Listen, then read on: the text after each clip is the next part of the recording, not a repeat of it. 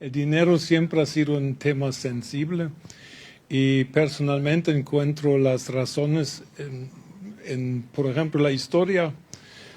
En la Edad Media se vendían las indulgencias, eso fue una de las causas de la Reforma en el siglo XVI, y la idea era, hablando en términos sencillos, de que con dinero uno podía comprar la salvación, incluso la salvación de difuntos, y Lutero y otros se levantaron en contra de este abuso.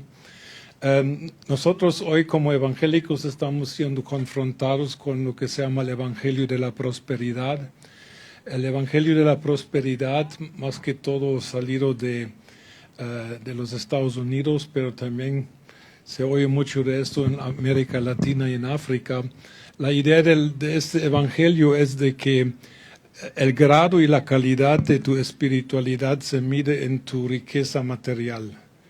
Una cosa completamente ridícula, pero algunos burros que lo creen. Burros también tienen una cierta capacidad inteligente, digo yo. El problema de estas cosas que suceden, o tal vez ustedes han visto en la tele de que alguien dice que $100 paga $100 por tu milagro. Eso no solamente es algo horrible, eso es blasfémico para mí casi. Pero se dan estas cosas por mucha ignorancia respecto a lo que enseña la Biblia sobre el tema dinero. Amén. Pero cuando oímos dinero, muchos ya se asustan y dicen, este quiere quitarme mi dinero. Y la respuesta es, por supuesto quiero tu dinero.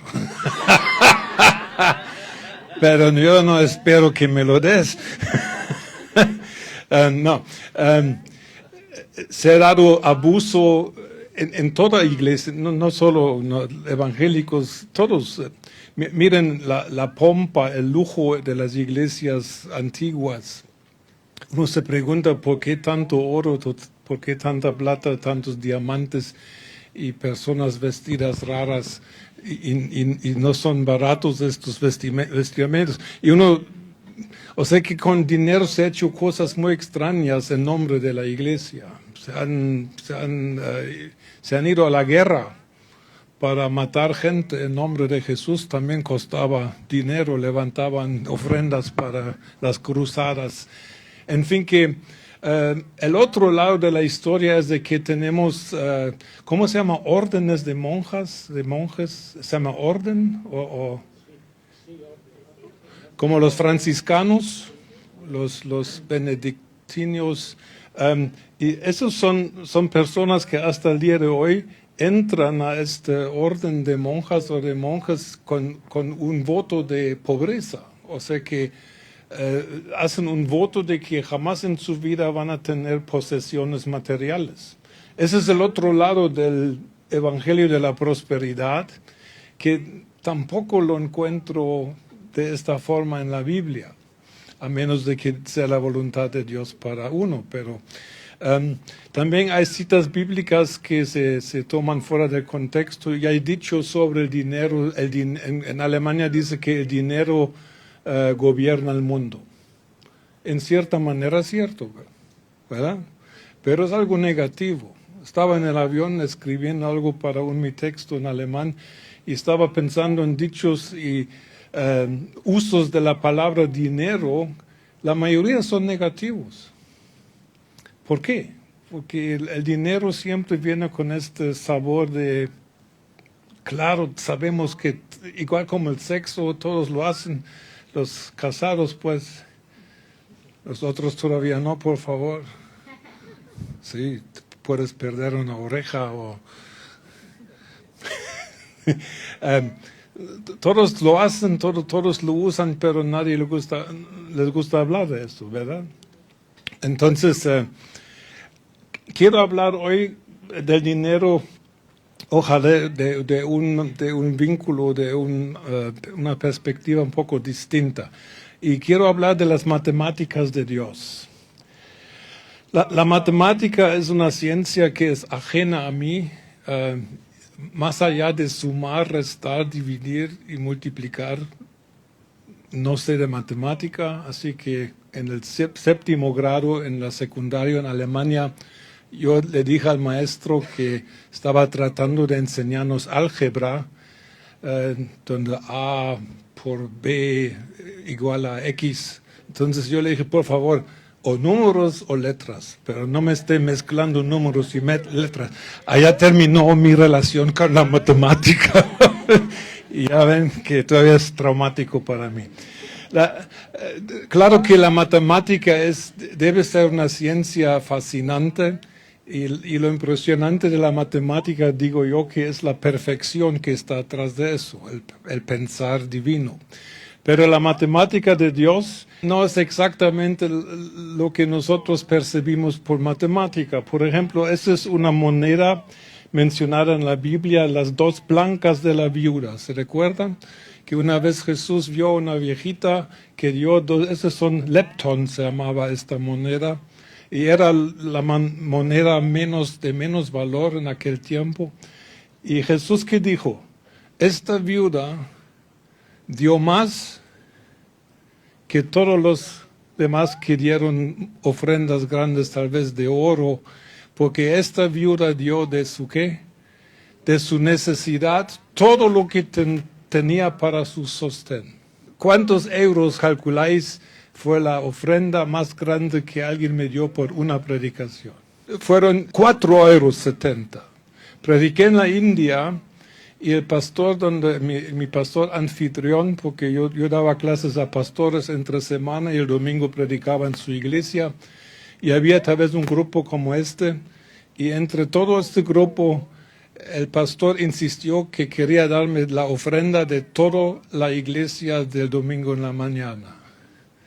Esa fue la ofrenda más grande que jamás he recibido. Porque si 50 personas, y todos dieron, todos pasaron, y en total eran 4,70 €. Y esa es la manera como tenemos que empezar a hablar del dinero. Amén. Y ahora eso va a ser la parte de la portada de mi libro en alemán sobre el dinero. Y aquí puse una que se llama ecuación, o ¿cómo se llama esto? ¿Cómo se llama eso en español? 75 menos 40 igual a, todos sabemos. Y ese es un ejemplo de mi vida, de lo que es la matemática divina. Y por eso dice mi historia. Y allá es donde yo aprendí a pensar del dinero diferente. Es hace mucho tiempo, tengo que admitir eso, pero esta experiencia marcó mi vida. Estaba con mi primera esposa de Guatemala, estábamos en Dallas, Texas, en los Estados Unidos, Gringolandia, para los que saben de Latinoamérica. Y estábamos en el proceso de fundar una iglesia, estábamos colaborando en la fundación de una iglesia, y nos invitó a esta iglesia para visitar la iglesia y participar en su conferencia misionera anual. Y en esta conferencia se juntaban fondos para montones de proyectos de misioneros a nivel mundial. Esta iglesia daba muchísimo dinero cada año. Entonces, por una semana entera presentaban proyectos como el nuestro, proyectos en todo el mundo, y la gente que llegaba podía prometer, ¿cómo se llama? Prometer, yo voy a apoyar este proyecto con 50, con 100, con 70, con 20. ¿Sí? Prometer, ¿sí?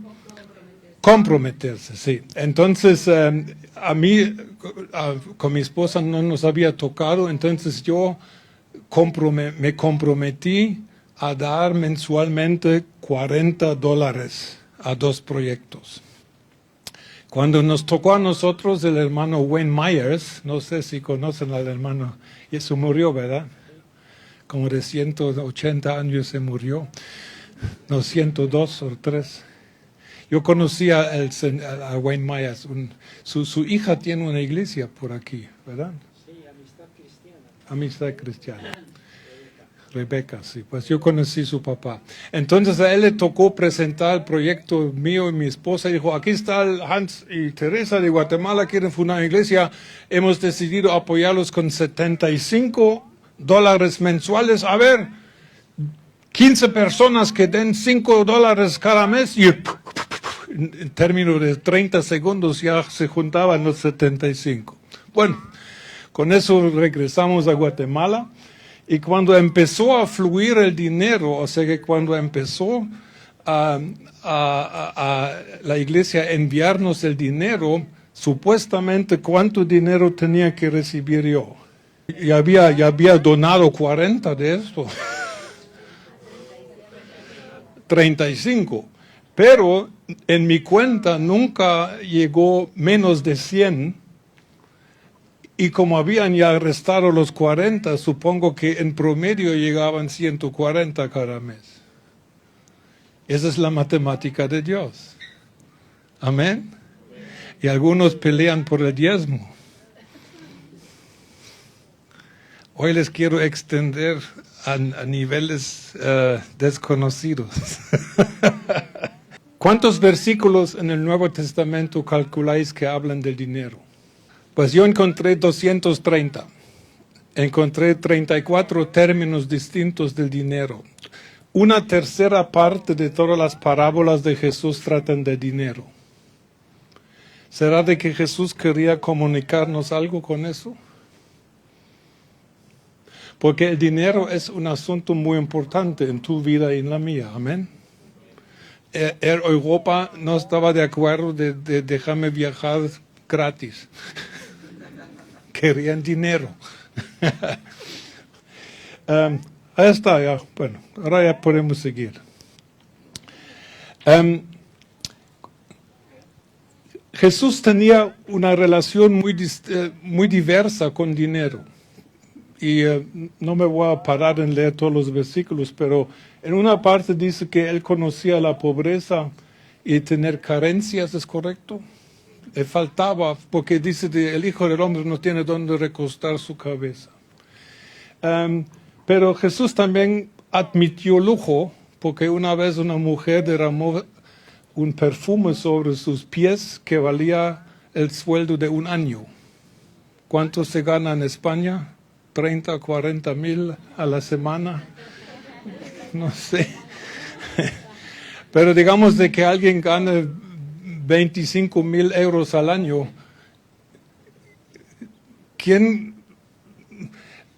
Todo el mundo protestó, ¿verdad? ¿Y qué dijo Jesús cuando esta mujer derramó un perfume del valor de un año sobre sus pies? Jesús regañó a los que estaban criticando, que estaban hablando de los pobres que hubieran podido comer un año de este dinero. Y dijo, dejadla. Pero dijo otra cosa. Cuando el evangelio será predicado, lo que hizo esta mujer será dado a conocer en todo el mundo. ¿Y tenía que ver con qué? Con dinero. Amén.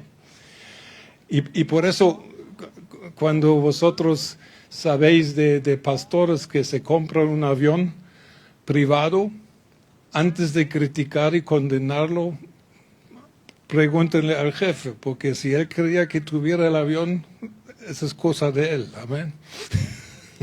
Amén. Yo no tengo avión todavía, pero... Jesús conocía trabajar, porque la Biblia en español parece que dice carpintero, aunque la palabra significa que era uno que construía casas, pero desde el cimiento hasta el techo. No era solo carpintero de madera. O sea que Jesús, como empezó a predicar a los 30 años, se supone que llevaba como 15 años de trabajar con su papá y sabía de que uno tiene que esforzarse para ganar dinero. No era ajeno a esta experiencia. Por otro lado, cuando empezó a predicar, Jesús vivió de las ofrendas, particularmente de mujeres ricas. Así que si criticamos a pastores que no trabajan y solo viven de las ofrendas o de los diezmos de la iglesia, mucho cuidado, porque Jesús también vivió así, 3 años y medio. Amén. Jesús conocía milagros de provisión. Una vez que le querían cobrar un impuesto, que dijo: Pedro, ve a pescar, el primer pez que sacas, abre su boca y ya encuentras el impuesto para ti y para mí. Amén. ¿Quién ha experimentado un milagro económico? No. Miren, ¿saben que fue la cantidad de dinero efectivo más grande que jamás encontré en el buzón de mi casa? Una vez llegué a mi casa, había un sobre anónimo con 2,000 euros. Y no fue la única vez, pero no siempre fueron 2,000 euros. Jesús conoció la experiencia de ser víctima de un ladrón, se llamaba Judas, ¿verdad? A mí me robaron desde el año pasado para hoy, 2,000 euros me robaron por fraude con la tarjeta de crédito y en Facebook. Así que yo conozco esta experiencia también ahora. Y aunque fue comprobado del fraude y que la policía está investigando los ladrones, el banco solo me devolvió la mitad, pero me quedé con eso. Es una experiencia fea, ¿verdad? De que te roben algo. Jesús lo conocía. Jesús pagaba impuestos a un gobierno malo. ¿O qué creéis cuando Jesús dijo: dad al César lo que es de César? ¿Quién era César? Era el que había invadido Israel y el país estaba ocupado. ¿Cuántos amaban a los romanos y les daban el impuesto con todo gusto? Ninguno. ¿Os habéis quejado en contra de vuestro gobierno? Mucho cuidado. Y cuando Jesús murió, ¿qué dice la Biblia? No tenía ninguna pertenencia, solo lo que tenía puesto en el cuerpo. Amén. Así que podemos ver en la vida de Jesús, tenía una amplia experiencia con lo que es tener dinero desde lujo hasta nada. Y todo por en medio. Amén. Entonces, quiero leer un pasaje con vosotros que es la explicación de una parábola que Jesús da anteriormente. Lo voy a abreviar. Es una parábola, una de las más difíciles de explicar, por lo menos cuando lees comentarios de teólogos, todos sufren con esta parábola. Dice que había un hombre rico que tenía un mayordomo y se dio cuenta de que el hombre le está engañando y le dijo: ¿quieres despedido porque me estás robando mi dinero? Entonces este mayordomo que hace, se va con los que le deben dinero a su jefe, a su patrón, y los mete a un fraude, a una falsificación de documentos. Dice que ¿cuánto le debes? 100 no sé qué de aceite, pues bórralo, pues pon 50, y tú ¿cuánto debes? 80, pues bórralo. En fin, que no solamente engañaba a este hombre, sino que metía a otros también al engaño. Y ahora Jesús, al final de esta parábola, alaba, dice que el dueño que fue engañado por el mayordomo y por los que le deberían dinero, dice que alababa porque actuaba sagazmente este malvado. Y seguramente en aquel tiempo todos se preguntaban: Jesús, ¿cómo vas a estar alabando el fraude, el engaño, el robo, la falsificación de documentos? Y eso es la explicación que da Jesús sobre la parábola. Ahora, sabemos que las parábolas generalmente tienen un mensaje central y uno no se debería perder en los detalles porque es complicado. Pero esa es la explicación que Jesús da a esta parábola, y aquí nos da una aplicación a nosotros, a nuestra vida. Amén.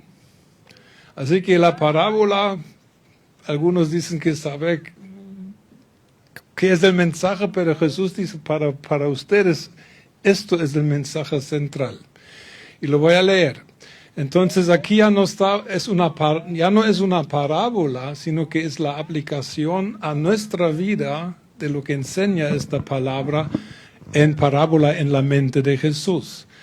Y Jesús dice, yo os digo, ganad amigos por medio de las riquezas injustas, para cuando éstas faltan, os reciban en las moradas eternas.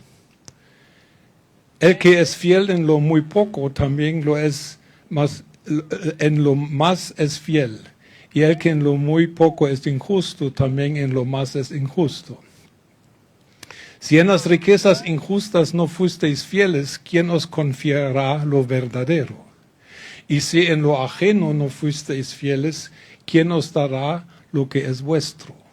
Ningún siervo puede servir a dos señores, porque odiará a uno y amará al otro, o estimará a uno y menospreciará al otro. No podéis servir a Dios y a las riquezas. Oían también todas estas cosas los fariseos. ¿Cómo eran ellos? ¿Qué quiere decir avaro? Es un término que tiene que ver con dinero, ¿verdad? Amén. Y se burlaban de él. Aquí se juntan ciertos términos que realmente son asombrantes. Jesús habla todo este texto habla de dinero. Amén. Porque algunos quieren aplicar esto de fiel en lo poco y fiel en lo mucho, lo quieren aplicar a todo. Este texto habla de principio a fin de ¿qué? De dinero y no de otra cosa. Así que no tenemos que hacer más del texto lo que es.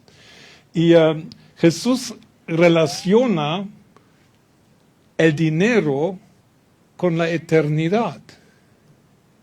¿O no? Porque dice, ganad amigos por medio de las riquezas injustas, que son. Es el dinero. O lo que puedas comprar de cosas. Para que cuando estas faltan, va a llegar un tiempo en que ya no va a haber dinero. Y podría ser pronto, según la Unión Europea y otros locos. ¿Os reciban dónde dice? Entonces Jesús está indicando lo que tú haces con el dinero que en este momento tienes. Si es mucho, si es poco, no tiene nada que ver. Si tienes solo 1 euro a tu nombre, sé fiel con este 1 euro. Y si tienes cientos de millones, visítanos con Fernando después del servicio. No. Y para mí realmente fue una revelación de ver, no es malinterpretar, no es tratar de meter cosas a las palabras. Es obvio de que Jesús dice de que la manera como tú manejas tu dinero que tienes hoy tiene un efecto en la eternidad. Ahora, antes de seguir, tengo que decir eso enfáticamente. El dinero y el uso del dinero que tienes no tiene nada que ver con tu salvación. Absolutamente nada. Nadie se puede ganar la salvación con dinero. Aún hay gente que lo tratan de hacer, pero no se puede. Ni con dinero, ni con buenas obras, ni nada de esto. Amén. Pero tu estado eterno se determinará por tu fidelidad de este lado de la eternidad. En el cielo no, si una cosa no existirá en el cielo es igualdad. La igualdad termina con el hecho de que todos somos salvos por gracia, por medio de la fe. Aleluya. Allá todos somos iguales. A partir de ese punto, lo que tú haces en esta vida, y la palabra usa el término fidelidad, determinará cómo estarás en la eternidad. Si vosotros estudiáis lo poco que sabemos de la vida venidera y del cielo, hay varias parábolas de Jesús que tratan de dinero y que tratan también de qué? Del más allá. Jesús le dio talentos a unos, ¿verdad? ¿Y qué buscaba Jesús? Fidelidad. Fidelidad. Uno recibió uno, otro 5, otro 10, no importa. Jesús dijo, lo central es fidelidad. ¿Qué haces con este dinero? Amén. Ahora, vamos a quedarnos en este texto y nada más lo quiero despedazar un poquito. El dinero en este texto que acabamos de leer se describe como lo muy poco, el que es fiel en, ¿y qué es? En el dinero que tienes. Y otra vez, la matemática de Dios. Si tú eres muy pobre, apenas sobrevives, o si tú eres muy, muy rico, millonario o más, las dos cosas en los ojos de Dios significan lo muy poco. Porque desde la perspectiva de la eternidad, 1.000.000 o 1.000.000.000 o un lepton, para Dios no es la diferencia. Nosotros hacemos las cuentas. Dios no cuenta de esta manera. Él llama todo el dinero del planeta lo muy poco. Y la segunda cosa como llama dinero en este texto es lo ajeno. Ahora, ¿qué significa eso? El español es vuestro idioma, no el mío. Sí. ¿Sabías que tu dinero no es tuyo? Nada de lo que tú posees es en el sentido de propietario tuyo. Tú lo tienes, Dios te permitió la cantidad o lo que sea, pero Dios te lo entregó como mayordomo. Porque de eso trató la parábola de un mayordomo, ¿verdad? O sea que lo que tú haces con los recursos que Dios te da, tú tienes que recordar, en la vista de Dios y eterna no tiene un valor significante.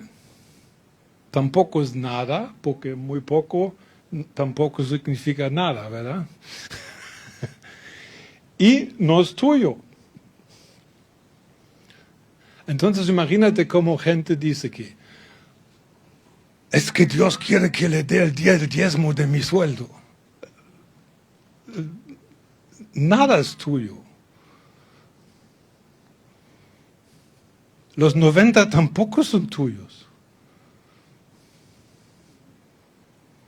Y lo que quiero lograr en esta noche es que haya un cambio en la mentalidad de ver el dinero. Porque, ¿cuál es el propósito del dinero? Y cuando preguntamos personas, o pregúntate tú ahora mismo, si me tienes que contestar la pregunta, ¿para qué sirve el dinero?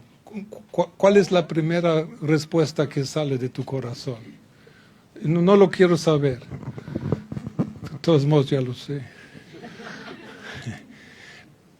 Si la primera respuesta es el dinero sirve para pagar, falso.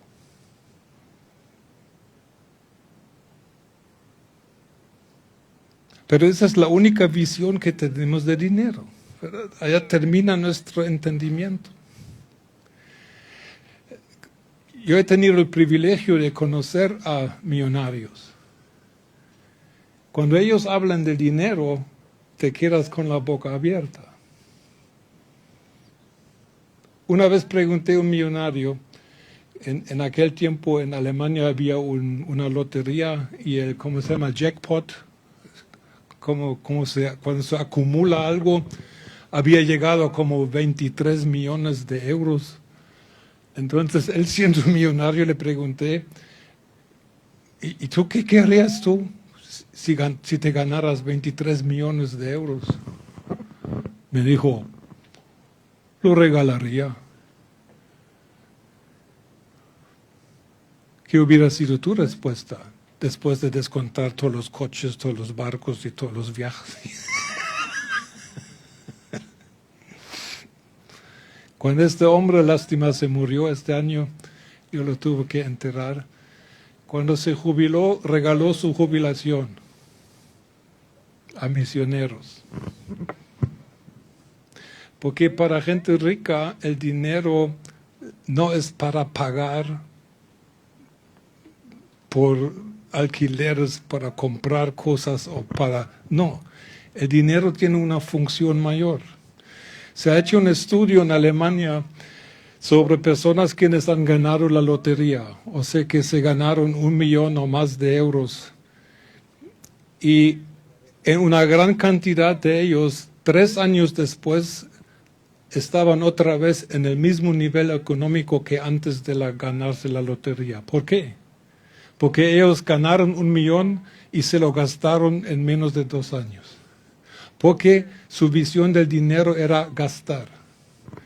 La diferencia entre la actitud hacia el dinero entre el pobre y el rico es, el pobre cree que dinero es para gastar y el rico sabe que dinero es para invertir.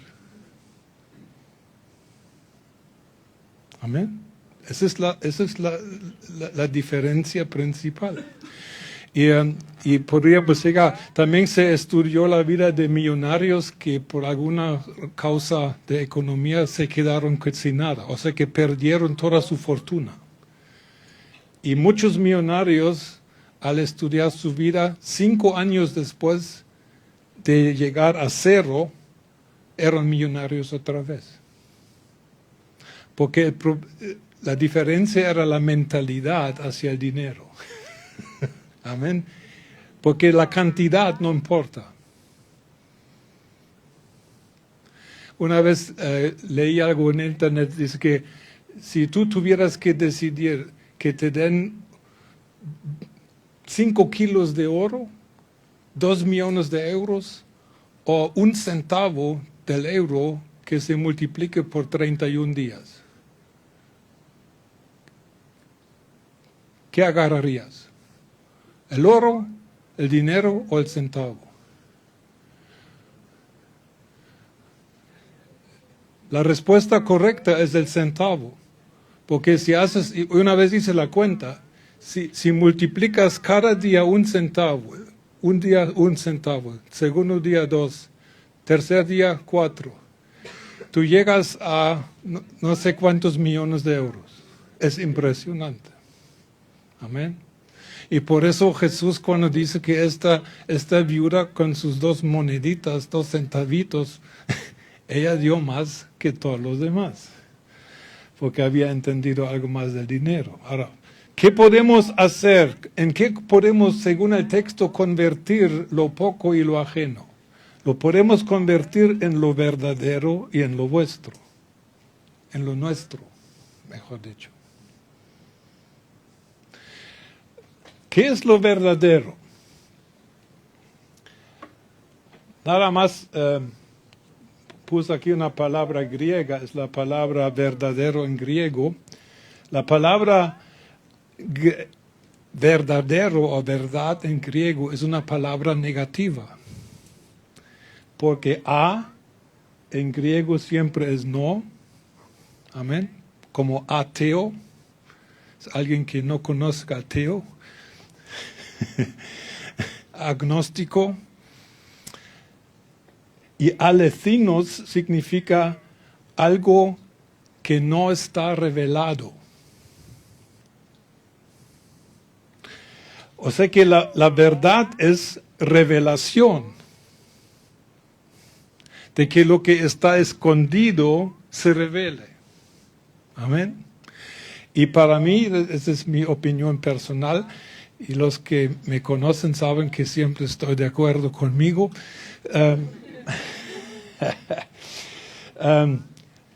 La revelación del conocimiento de Dios, eso es lo verdadero que nosotros podemos conseguir, por ejemplo, por el uso correcto del dinero. ¿Quién recibió una revelación sublime de Dios porque había invertido bien su dinero en el Nuevo Testamento, en el libro de Hechos? capítulo 10. Cornelio, ¿qué dice la palabra? Tus limosnas han llegado ¿a dónde? Han sido reconocidas por Dios en el cielo. Y Dios le manda un ángel, ¿verdad? Y fueron los primeros gentiles que se conviertan y que son llenos del Espíritu Santo, hablando en lenguas. Pero anteriormente, este hombre había donado dinero, había construido la sinagoga de los judíos. ¿Todo asuntos de qué? ¿Te ha visitado un ángel?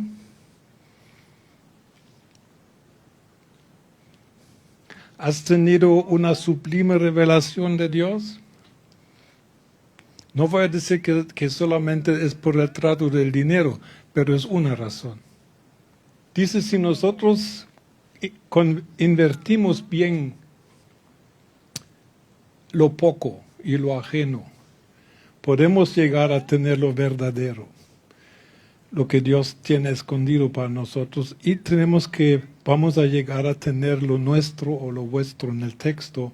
O sea que esto será algo que eternamente será nuestro. Pero seguramente será un valor eterno, que no se puede comparar con los valores de este lado. Dijo Jesús alguna vez, haceos tesoros, ¿dónde? En el cielo seguramente no son necesariamente materiales, pero existen. Cuando comparamos este mayordomo corrupto y malvado y criminal con nosotros, el mayordomo es alabado por Jesús y dice, por lo menos fue, en Guatemala decimos, este hombre fue listo. No sé cómo dicen aquí, sagaz. Por favor, poned las palabras de cada país. ¿Qué fue lo inteligente, lo sagaz de este hombre? Él vio que se acercaba a su fin y se movió, ¿verdad? Hizo algo para que cuando llegara a este fin no le fuera a ir tan mal. ¿Cierto? Porque iba a perder su ingreso, iba a perder su casa, y por lo menos podría tocar la puerta de algún otro malvado y decirle, mire, ¿recuerdas? Por mí te dimos una tremenda rebaja, ¿podría dormir contigo hoy aquí?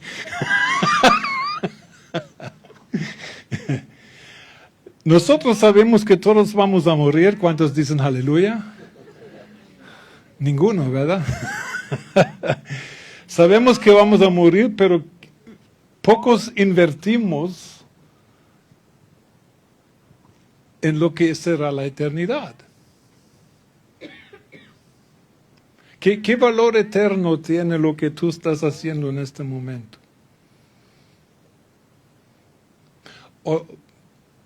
Puedo darle vuelta a la pregunta. ¿Actúas en lo que estás haciendo, y no importa cuál será tu actividad o tu trabajo? ¿Lo haces en vista a una preparación para la eternidad o solo trabajas para ganar dinero?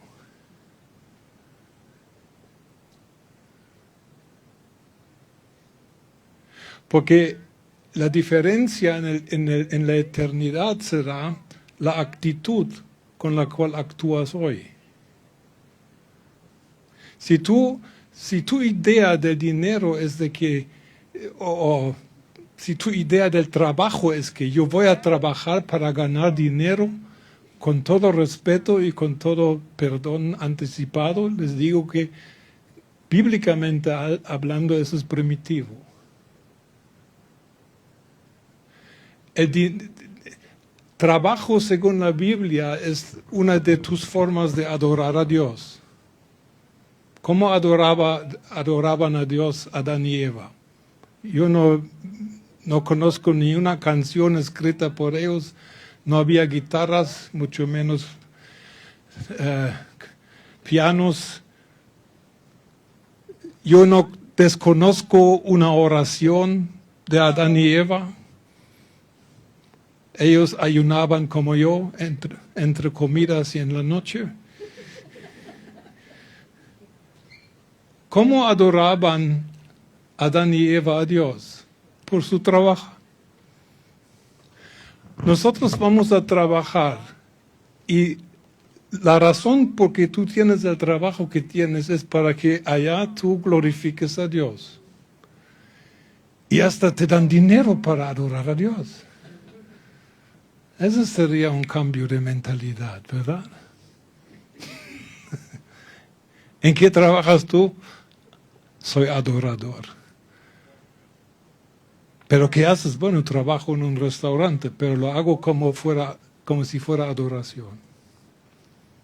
Y miren, si tú dices, pero yo no puedo dar más dinero a la iglesia, me cuesta sobrevivir, pero ¿cuál es el sentido de que con tu dinero tú puedas comprar tu comida? ¿Cuál es el sentido más profundo? El sentido es de que tú necesitas dinero para comida y tú comes ¿para qué? Para que puedas glorificar a Dios con tu cuerpo, porque si dejas de comer vas a dejar de glorificar a Dios en este cuerpo tarde o temprano. Amén. ¿Me explico? O sea que si entendiéramos de que todo mi dinero que tengo, si yo agarro dinero para pagar mi sostén, he oído que aquí cobran por los pisos. Qué cosa tan terrible. Todo lo que tú inviertes con dinero, inviértelo, págalo, dalo, con vista de que es parte de tu eterna comisión para prepararte para la eternidad. Amén. Porque para eso el dinero existe. Y cuando entendemos eso, el dinero, la cantidad de dinero que tienes o que no tengas, va a perder su amenaza. Porque tú sabes que lo que estás haciendo, lo estás haciendo para Dios. Y para Dios no hay nada imposible, ¿no es cierto? Una de las razones por que nosotros deberíamos ser generosos con nuestro dinero es porque nuestro Padre es un dador por excelencia. Todo lo que somos y tenemos lo hemos recibido de Dios. Amén. Como cristianos tenemos que aprender de que nosotros no pagamos, nosotros invertimos. A mí me han preguntado de América Latina, voy al infierno si no pago mi diezmo. Esta pregunta está llena de errores, ya la pregunta. En primer lugar, el diezmo no se paga. Es una inversión en lo que puede ser tuyo en la eternidad.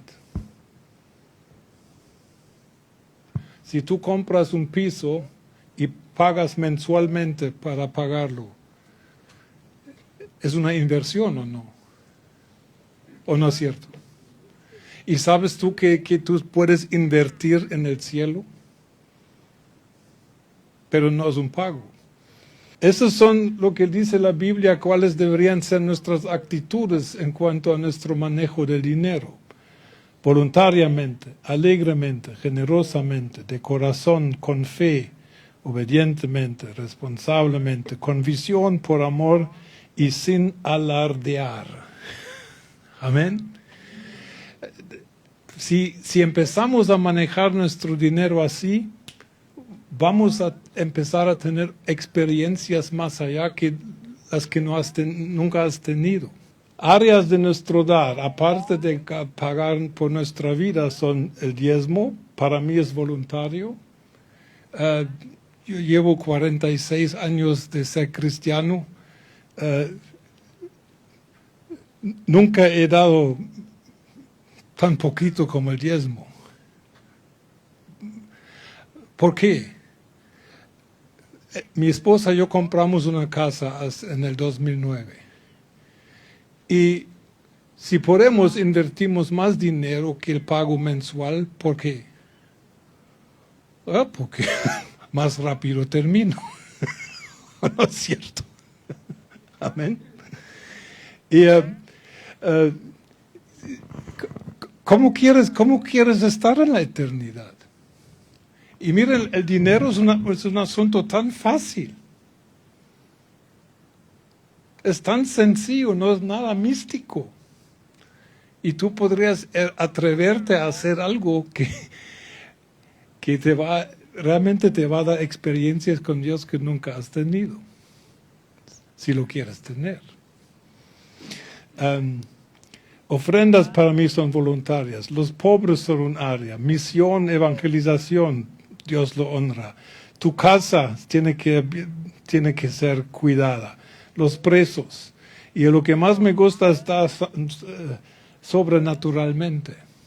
Dar sobrenaturalmente significa que tú te comprometes a dar algo que no tienes. Eso Dios te lo tiene que decir, por favor, no nada más copiar. Yo una vez lo hice así, estaba en Bogotá, Colombia, donde están los...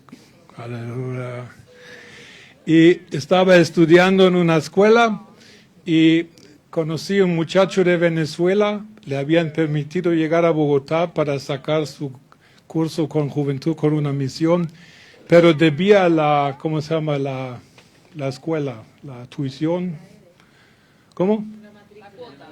La cuota por los 3 meses. Entonces oramos de que Dios lo bendijera. Entonces un día Dios me dijo, tú págaselo. Eran $400 que no tenía en aquel tiempo. Y Dios insistió, entonces yo me fui a la oficina, le dije, avisen a este muchacho que alguien pagó su cuota que quedó cancelada. Pero no vayan a decir que fui yo. Entonces fueron a avisar a este muchacho y todo el mundo, aleluya, gloria a Dios, Dios proveyó. Y yo sentado allá, tratando de ser feliz también.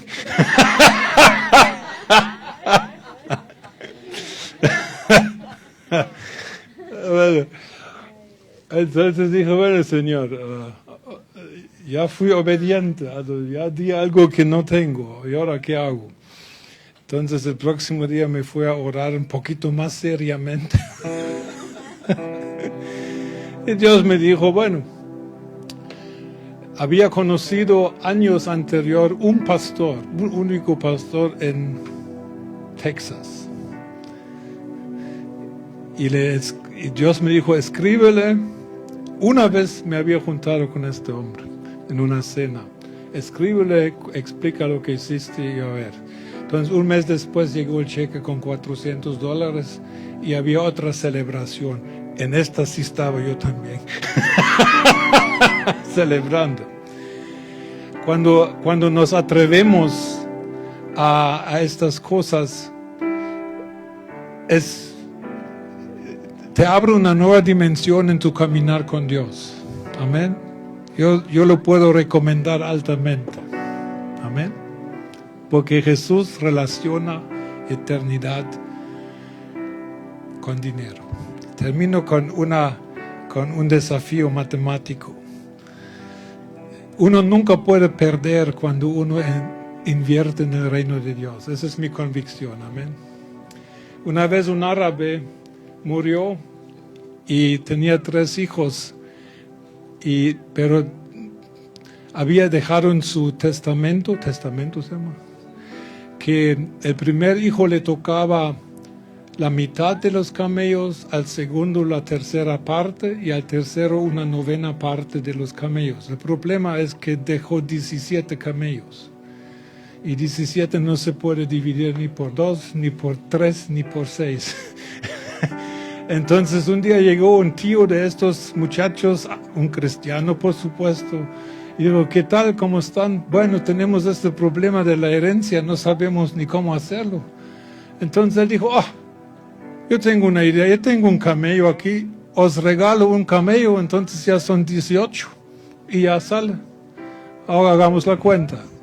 De los 18, el primero salió 50%, ¿cuántos eran? 9. La tercera parte de 18 eran 6. ¿Cuántos van? Y la 9ª parte de 18 son, ¿y cuántos salen? 17. Entonces el tío agarró su camello y se fue a su casa. Aleluya. Esas son las matemáticas de Dios, amén.